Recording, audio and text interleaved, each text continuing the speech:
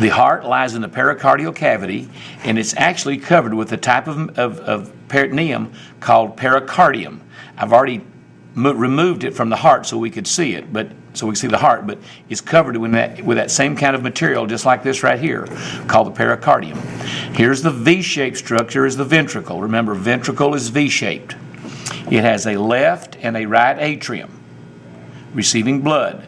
The left atrium receives blood from the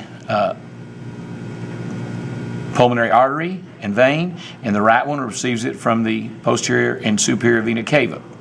Now, coming out of the ventricle, we're going to see this conus arteriosus comes out right here.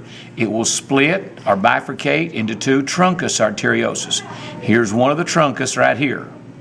There are three arches that come off of the truncus arteriosus, and you can see them right here if I lift this up.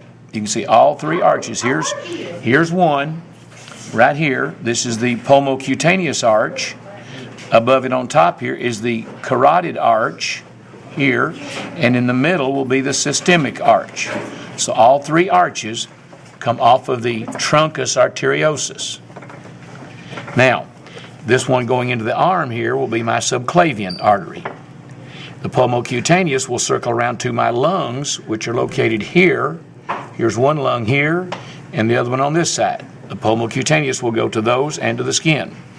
The systemic arch will come all the way around, and here's the two systemic arches coming together here, forming my dorsal aorta. And this branch coming off here is my ciliaco-mesenteric, which goes into the mesentery and intestines. And then the blood coming out of the mesentery and intestines will be my hepatic portal. The vein coming out will be my hepatic portal. My dorsal aorta will continue posterior, emptying blood into my kidneys, through the renal arteries, and then finally getting all the way back down here into the pelvis, and we see that we'll bifurcate down here into the two common iliac arteries back here. There's the two common iliacs. And then in the leg will be the femoral and sciatic. We're not going to dissect those, but that's what you will see from the common iliacs. Now, blood returns from those legs through this vein here, which is my ventral abdominal vein.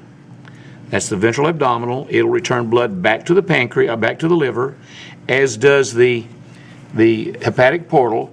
And this big vein, if I can find it right here, this big vein right here,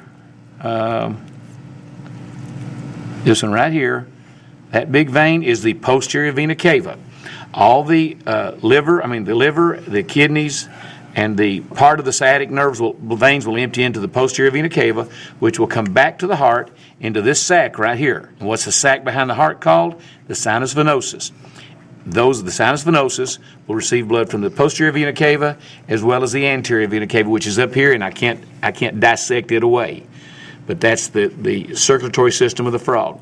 You can see the jugular vein going up to the head right here. There's the jugular vein going up to the head right there.